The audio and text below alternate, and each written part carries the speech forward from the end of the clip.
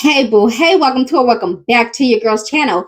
Y'all, for today's video, we got a woman giving her story time of how her adoptive dad told her that he is in love with her. Okay, child, the world is getting weird. Okay, now let's get into it. I literally don't even know where to start, but I'm probably going to start with the most traumatic, which my adopted dad, like, that was the most traumatic. And get this, listen. Okay, so when he came over to my apartment to tell me that day. He like rang me up and he called me and he's like, "Hey, can I like come over and talk to you?" And I was like, "Okay, sure." Had a gut feeling. Think that I'm crazy? Swear to God. Had a gut feeling. Get off the phone with him. I'm anticipating his arrival. I'm like peeping through the blinds. I have this gut feeling. I'm sick to my stomach. Then I hear, I go sit down, hear the car door slam. Go look out the window, see him walking up. I know what the fuck he's gonna say. I know what he's going to say. And you're like, "Oh, Laura, how'd you know what he was gonna say?" Because he did weird shit my entire life. And I gaslit myself into thinking that maybe it wasn't weird because I didn't have a dad, so I didn't know what that relationship was really like. Okay, so I lived on the second story. He had to walk up 2 flights of stairs, knocked on my door. I'm sweating. Like, my anxiety, like, is so bad. I let him in. He sits down on one couch. Well, he's pacing a little bit, sits down on one couch. I'm sitting down on the other couch. And he's crying. And to think of my adopted dad was born in the 60s. He was a country guy. He was like, you know how guys from the 60s are, how old dudes from the 60s are. So like, I think I maybe saw him cry like once ever. So I thought he was having a mental breakdown and he couldn't even speak. And I was like, say it. I was like, just say it. Say what you're going to say. Like, almost coercing it out of him because I was afraid that he wasn't going to say it. And I wanted to know what he was going to fucking say. I really should have recorded it, but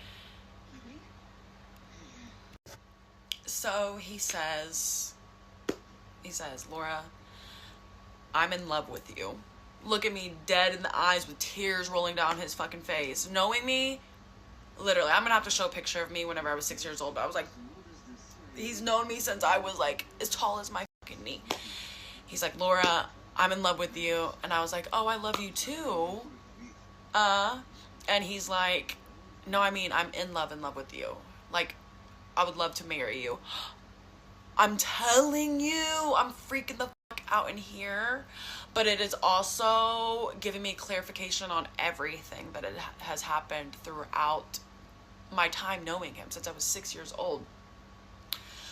I blacked out after that. I fucking blacked the fuck out. I remember him asking me, because I lived like 5 or 6 blocks away from my childhood home that I grew up in. I remember him asking me to dinner because it was the weekend. They were a horrible family, but one thing that they generally did was like Sunday dinners or whatever. So he asked me to dinner, and I'm sure I said like yeah or something like that. And then he walked out of my house, and I locked every fucking lock on that door, and I went into my fucking bedroom, and I locked that door, and I hid under my blankets, and I fucking sobbed my eyes out. I was like hyperventilating. I was like freaking out. I was in there for over an hour before I was able to like do anything else than that. And I texted my sister. At the time I was married to a man. But anyway, I texted my ex-husband and I was like, "You're not gonna believe this. If you don't believe this, I'm gonna fucking leave you because this is fucked up." So I texted him everything, and before I gave him a chance to even read it or respond, I was like, "No, fuck this. I need to talk to somebody." So I call him and I tell him every single fucking detail. Mind you, my ex-husband was not a good man either. That's another story, an equally as traumatizing story. But anyway, I was on the phone with him and he was just like, he's like, "Laura, you must be confused." Like, imagine a man sticking up for another fucked up man, but he's like, "Laura, you have to be confused. There's got to be some," and he knows my history with these people and my adopted dad, but he's literally like, "No, you're confused. There's no way." I hang up. I hang up on him. I call the most important person in my world, which is my little sister. Um, and I tell her, and she's freaking the fuck out too, because she has up experiences. Okay, so where did I leave off? Okay, so had told my little sister. We had a long conversation about what we should do because we assumed that if we told my adopted mom that she wouldn't believe us. We had told her about multiple incidences during our teenage years and childhood, and she didn't really believe us. One time she kind of did, but then she sat us down in the kitchen with them and she's like, this is what the girls said you did. Are you doing this? He's saying no, that we're mistaken, that we're wrong, that it wasn't intentional, da da da da. And that was like the end of it. But the fact that she set us down in a room with him, we were scared shitless. Like, it was hard for us to, like, muster up the courage to, like, talk about it with her, let alone, like, in front of him, you know? So, in the end, we settled on telling her, despite our reservations. We just didn't know how she was going to handle it. So, I called her and I let her know that I wanted to come over and talk to her, but I asked her if she would come to the back porch and be quiet. Like, our back porch was off our kitchen. It was like So was your adoptive parents still together? Well, I'm trying to get this all clear. Your adopted dad, did he tell you that he's in love with you while you were still married to your ex-husband?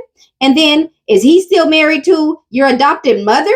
And he's telling you this? Is everybody just married during this time of him telling you this? Child. indoor back. It's where our laundry room was, but a lot of important conversations were had out there. But so we get there, she is already waiting for us, and she's like, what do you guys want to talk about? And I just spill it. I'm like, this is what happened. He called me. I ran through everything that I literally just told you guys, and she acted shocked. She seemed shocked, and she was pretty upset by the information. She said that she didn't act like she didn't believe me, which is crazy because she didn't believe me for a second of my fucking life. Generally, she wasn't a very nice or kind woman, so I was fucking stunned that she did anyway. And she kept saying that she can't believe she didn't see the signs because she was a victim of child SA.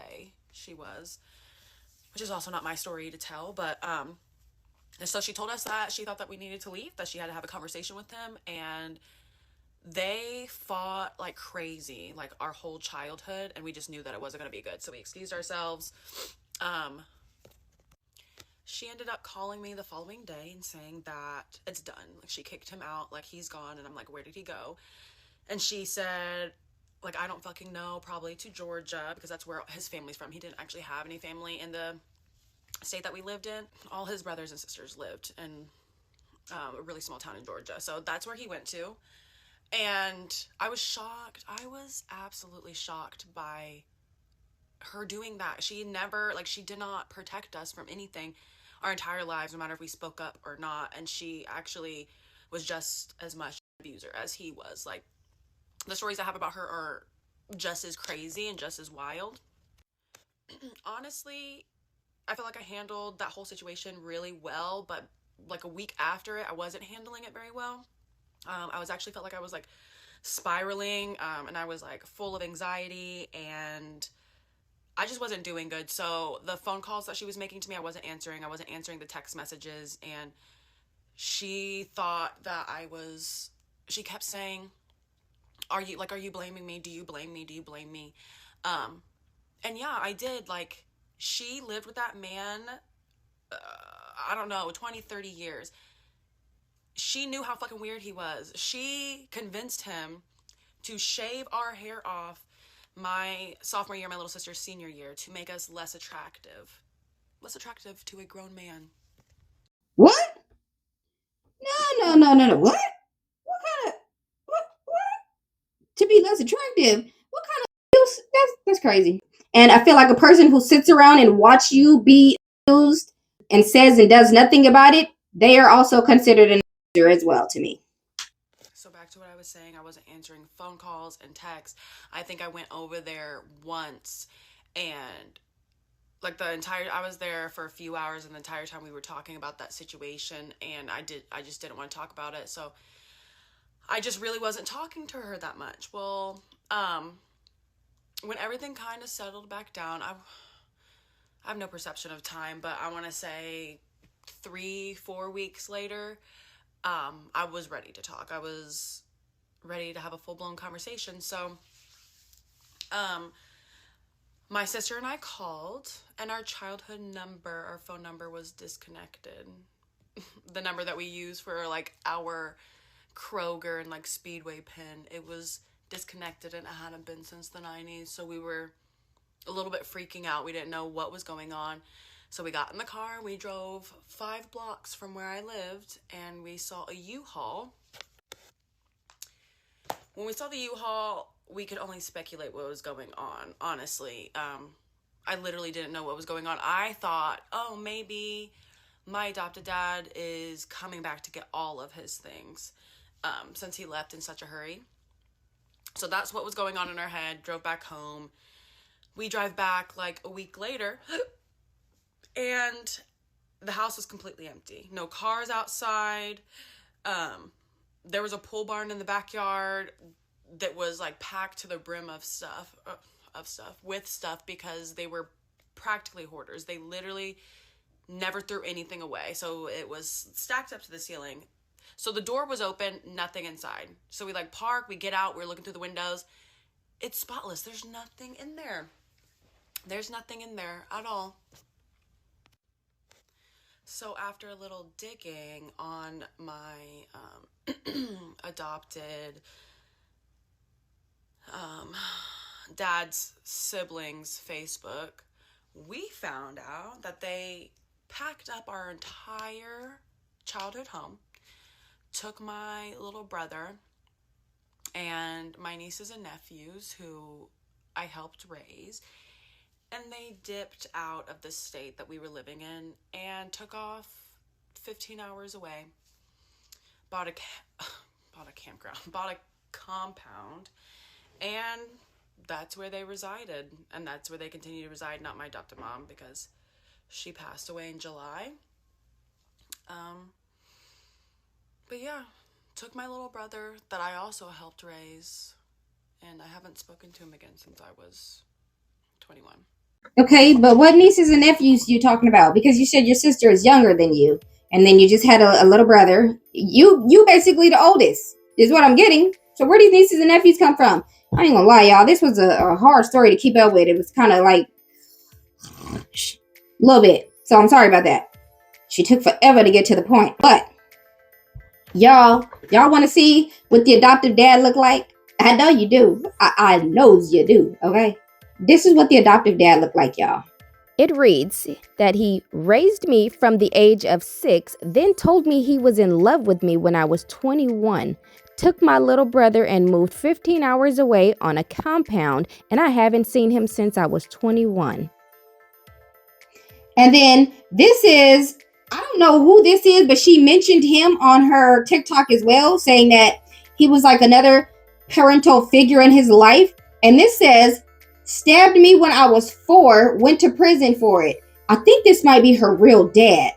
This one, I think, is her real dad, if I'm not mistaken, y'all. But this woman has been through some stuff with the men in her life, and she's a beautiful woman, and which is why, she probably been through these things. People think that pretty privilege has no bad side to it. It does have a bad side to it, you guys. You deal with crap like this. Your own parent that raised you talking about some day in love all of a sudden. If you don't get your old wrinkled balls away from me, boy, bye. No. It's just weird. And I'm sorry that she had to go through all that. Women, we go through some stuff. Okay? And to the women who grew up in foster care and stuff like that, tell me how you're doing now. Were you affected tremendously? Was it okay growing up in a foster care and dealing with foster parents and stuff? What is that like? Because I don't know. So I can't have too much of an opinion on it. All I can have an opinion on is her disgusting as parental figures. Even the adoptive mom. Like, what are you doing still with that man? This is, God. Women, we got to do better. Men, we got to do better. Do better. And when your children tell you something that bothers them or that made them uncomfortable, believe them. Stand by their side. And please never do what this woman's adoptive mother did. When there's a problem, pull your children to the side and have a conversation with them alone, one-on-one. Never sit them in front of the person that they are accusing and make them talk. It's only putting fear in your child, and they will never be able to fully tell you what is going on or what they are truly feeling with their abuser sitting right in front of them. Let's learn from this, moms. Don't go pack up your house and run off with the man anyways. Like, that is what you call not protecting your children in any way, shape, or form. And they all deserve each other, if you ask me, because that's disgusting. That's disgusting. Ain't no way I'm finna raise my child, even if I had an adoptive son. I got a stepson. Ain't no way I'm finna raise my stepson and then all of a sudden be in love with him one day. What? Ugh. Who is checking their kids out like that? Like, who is looking at their kids in that manner? That is so strange to me. Child, please. Ain't no way. Girl, live your life. Live your best life, okay? I'm glad that you got away from them. Let them go live on their compound and you start a fresh new life and find you something that makes you happy, whether it's another person or activities or whatever it is. Stay focused on you, young lady, and getting to where you want to be in life, okay? We cannot help what happened to us in the past, y'all. We cannot. All we can do is learn from it and move forward. There's a lot of creepy people in the world, and there always will be. You know what I mean? So all we can do is our best to protect ourselves, protect our children, protect the people that we love with everything in us. Okay? Because let my child come to me with anything, whether her story makes sense or not, I'm going to investigate it. You know what I mean? I don't care. Yes, children lie. Children have big imaginations, but investigate it. Whatever they come to you with, get to the bottom of it. Trust your children. Listen to your kids. Okay? Because this can't keep happening. At this rate, all I can say is I'm glad that he didn't try to SA her. You know what I mean? All he did was tell her that he's in love, because he could have took it a lot further, as some men do.